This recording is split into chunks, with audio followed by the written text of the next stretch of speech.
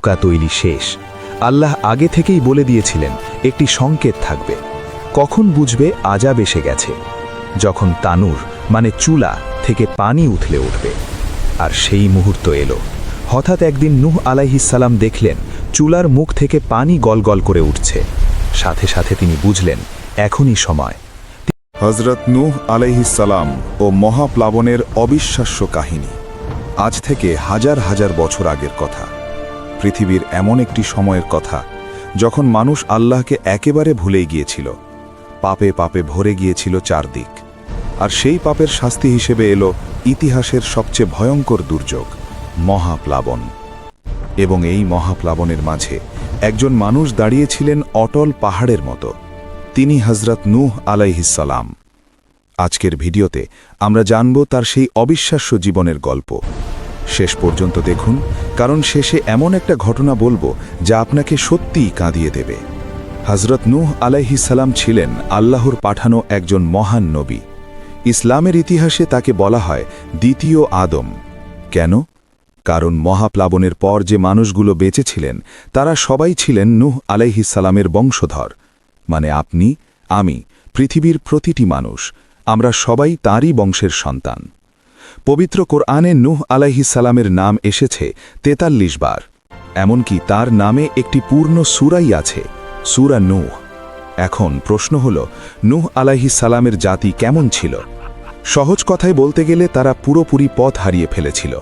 তারা আল্লাহকে ভুলে পূজা করত মূর্তির। সেই মূর্তিগুলোর নামও আমরা জানি, ওয়াদ, সুয়া, ইয়াগুস, ইয়াউক আর নাসর।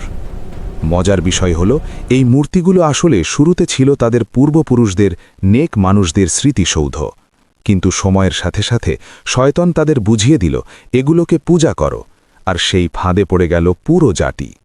আচ্ছা, একটু ভাবুন তো, আপনার বয়স যদি এখন ২৫ হয়, তাহলে আপনি আরও ৫০-৬০ বছর বাঁচবেন।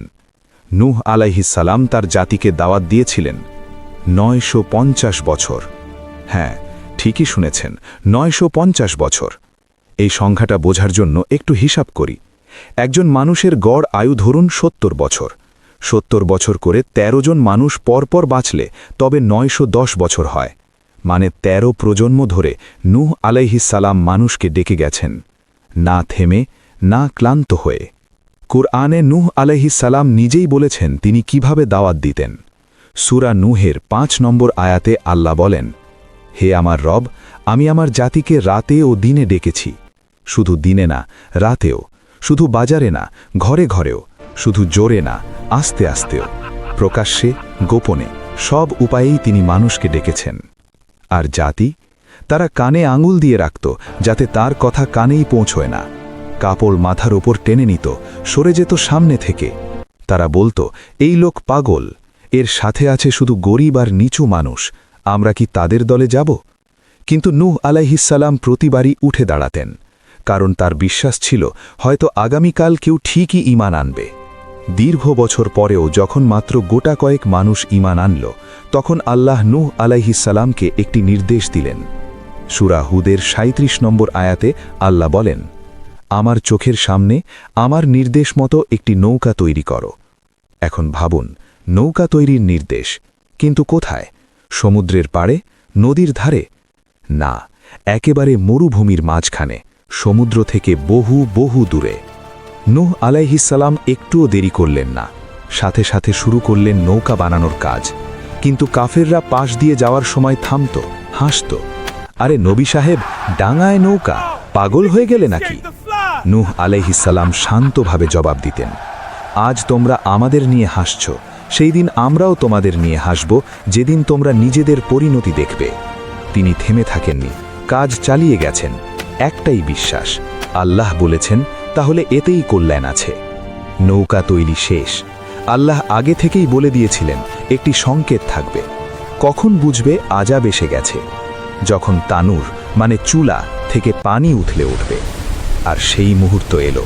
হঠাৎ একদিন নূহ আলাইহিস সালাম দেখলেন চুলার মুখ থেকে পানি গলগল করে উঠছে।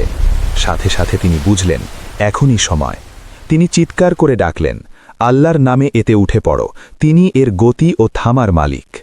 আল্লাহর নির্দেশ মতো প্রতিটি প্রজাতির এক জোড়া করে প্রাণী নৌকায় উঠলেন। ঈমানদার সব মানুষ উঠলেন, কিন্তু কাফেররা, তারা বাইরে দাঁড়িয়ে রইল, তাদের অহংকার তাদের পা আটকে রাখল। তারপর শুরু হলো। আকাশ যেন দুই ভাগ হয়ে গেল, মুষলধারে বৃষ্টি নামল, আর মাটির গভীর থেকেও পানির ঝর্ণা উথলে উঠল। কুরআনে আল্লাহ বলেন, আমি আকাশের দরজাগুলো খুলে দিলাম মুষলধারে বৃষ্টির জন্য। পুরো পৃথিবী ডুবে যেতে লাগল, পাহাড়ের চূড়াও পানির নিচে। কাফেরদের সেই অহংকার, সেই হাসি সেই দিন আর ছিল না। এই ভয়ঙ্কর মুহূর্তে নূহ আলাইহিসসালামের বুকে একটা তীর বিঁধল। তার এক পুত্র কানান ঈমান আনেনি। পানি চারদিক থেকে ঘিরে ফেলছে। নূহ আলাইহিসসালাম ডাক দিলেন, বাবা, আমার সাথে উঠে পড়ো, কাফেরদের সাথে থেকো না। পুত্র জবাব দিল, আমি পাহাড়ে উঠব, পাহাড় আমাকে বাঁচাবে।